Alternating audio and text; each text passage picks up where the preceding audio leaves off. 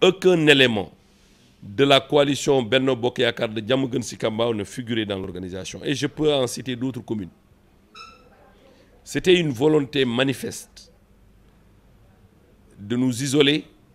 Et d'ailleurs, jusqu'au moment où je vous parle, les cartons qui ont été mis en place pour la tribune officielle et la tribune B, personne, ni moi, ni ceux-là qui sont avec moi, n'ont reçu de carton d'invitation. Cela dans l'intérêt de nous bloquer à l'arrivée. Et ce qu'ils ont tenté de faire, quand nous sommes arrivés, j'ai vu que les gros bras que Ablaye avait recrutés et qu'il a payé 50 000 francs l'unité, nous opposaient une farouche résistance pour nous empêcher de prendre place à la tribune officielle et à la tribune B. J'en citerai un exemple, c'est Abdou Ndoye, le coordonnateur du Parti socialiste, qui a vu être refusé l'accès dans un premier temps, et quand il a pris place, Matar Diop a essayé de tout faire pour le sortir. Maintenant, je pense qu'il faut que les gens assument et apprennent à assumer leurs responsabilités. Mais avant cela... Je voudrais terminer, avant que vous me posiez des questions, je vais développer et je resterai à votre écoute pour les questions supplémentaires. Ce qui s'est passé, je l'ai expliqué. Au moment où nous sommes arrivés, nous avons rencontré une résistance. La porte d'accès qui permettait aux militants d'accéder à l'aire de jeu du stade ont été bloquées aux militants de Mbao. Ça, tout le monde l'a constaté. Nous sommes arrivés les premiers sur les lieux. Sinon, en tout cas avant Ablaye Timbo, avant Awanyang. Nous sommes arrivés avant eux. Quand nous sommes arrivés, la porte qui donnait accès à l'aire de jeu nous a été refusée. Ça a été fermé. Nos militants ont été obligés de poireauter jusqu'à ce que la délégation ou les militants d'Ablaye arrivent pour qu'on ouvre l'accès. Ce qui s'est passé, ayant fait une forte mobilisation, une impressionnante mobilisation, et tout le monde l'a constaté, c'est une file de plus de 150 véhicules qui ont quitté Mbao pour rallier le stade Alassane Djigo, sans compter les cars. Il est évident, n'ayant pas pu avoir la même force ou la même capacité de mobilisation, ils ont pris peur et ont tout fait pour qu'il y ait des problèmes, premièrement, et pour me faire porter le chapeau, deuxièmement, pour faire en sorte que leur carence ne soit pas visible. Mais je pense que les Sénégalais sont témoins de ce qui s'est passé. Ce n'est rien d'autre qu'un problème d'organisation. C'est de l'amateurisme. C'est de l'amateurisme à ciel ouvert. Je ne peux pas comprendre qu'un coordonnateur départemental, de surcroît, celui-là qui devait recevoir la tête de liste pour clôturer la campagne électorale, n'ait pas pris toutes les dispositions, non seulement pour mettre à la disposition, pour amener au niveau du stade une sonorisation correcte, qui n'a pas pris toutes ces dispositions sécuritaires pour que ce qui s'est passé au stade ne puisse se produire. Ce qui s'est passé, je pense que les images peuvent le montrer à suffisance. Nous sommes arrivés les premiers. Nos jeunes ont déployé leurs banderoles et leurs pancartes. Ablaye, qui était assis à côté de moi, a appelé Matar Diop pour lui donner des consignes.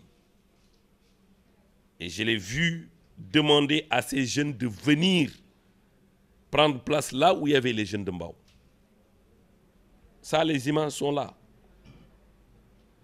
Ils sont venus, ils ont voulu les dégager, et ce qui s'est passé, c'est passé. Maintenant, ayant échoué lamentablement l'organisation d'un meeting départemental et un meeting de clôture de la coalition Benno Bokk Yakaar, la meilleure manière pour lui, c'était de s'en vouloir à lui-même et de prendre et de tirer toutes les conséquences que cela implique. Ablaye a atteint ses limites. Ablaye, je l'avais déjà dit dans une réunion, qu'on a dans le département de Pikine un problème de management. La tête ne fonctionne pas. La tête ne fonctionnant pas, il y a des risques pour que les autres membres subissent le contre-coup. Ce qui s'est passé hier est regrettable. Abdou Karim Sall, pour ceux qui me connaissent, savent que je travaille exclusivement pour le chef de l'État. Depuis 2008, à la création du parti, je suis ici à Mbao. Depuis la création du parti, je me bats au quotidien pour massifier l'APR, aussi bien à Mbao que dans le département de Pikine. Mais ne supportant pas qu'il y ait quelqu'un qui a pris la décision de s'impliquer parce que sa position l'autorise dans le département et participer activement à la massification du parti, ils ont pris peur et ont entrepris une machination, des combinaisons pour m'écarter, pour m'isoler, pour me faire peur, et je pense que c'est peine perdue.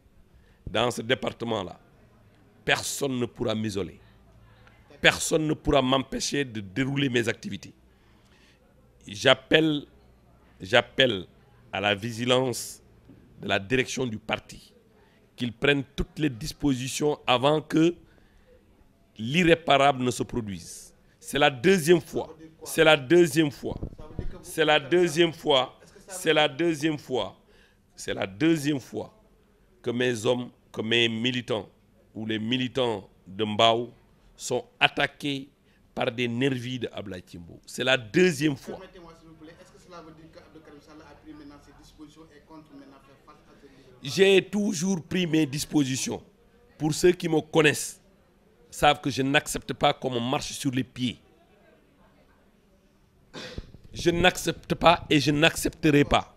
Je vais vous dire, je suis en train de vous dire que je n'accepte pas et que je n'accepterai pas qu'on marche sur les pieds. Moi, je travaille pour le compte du président de la République. Le président me dira aujourd'hui, Abdou Karim, j'arrête toutes mes activités politiques. Je travaille pour le président de la République. Si le président veut que je continue à travailler, je vais continuer à travailler. Et personne ne m'empêchera de travailler dans le département. Ça, il faut que ça soit clair une bonne fois pour toutes. Ce qui s'est passé, c'est de la responsabilité exclusive de Ablaye Timbo, qui ne prend pas ses responsabilités, qui est entouré que de personnes qui lui disent « tu es le plus beau, tu es le plus gentil », qui n'acceptent pas qu'on lui porte la contradiction. S'il veut qu'on travaille ensemble, il faut qu'il accepte la contradiction, parce que moi je suis un esprit libre et indépendant. D'accord. Au-delà de ce qui s'est passé hier au stade Alassane Djigo, est-ce qu'on ne peut pas dire que aussi c'est un échec commun quand on sait que aussi depuis le début de la campagne, il y a beaucoup de guéguettes au sein même de votre parti, à APR, et au sein de Benno Bokk Yakaar. Si on tient compte de tout cela, ne peut-on pas dire... Moi, je ne jugerai que de ce qui s'est passé à Mbao et dans le département de Pikine. Ce qui s'est passé dans les autres localités ou dans les autres arrondissements, dans les autres départements, je ne peux pas en juger parce que je ne suis pas témoin de ce qui s'est passé dans ces arrondissements et dans ces départements. Je suis témoin de ce qui s'est passé à Mbao, Je suis témoin de ce qui s'est passé dans le département de Pikine. Je ne pourrais pas donner une appréciation quelconque par rapport aux guéguerres ou par rapport à ce qui se passe dans les autres départements. Ce qui est clair, nous sommes en politique. Nous sommes en politique. Il faut que les gens acceptent d'autres sons de cloche. Moi, je ne suis pas de ceux qui acceptent de se plier, quel que soit, de se plier à la volonté d'une seule personne. Je ne le ferai pas. Je ne le ferai pas aujourd'hui. Je ne le ferai pas demain. Quand on travaille ensemble, on doit se respecter mutuellement. C'est ça ma conviction. Je ne crois pas à autre chose.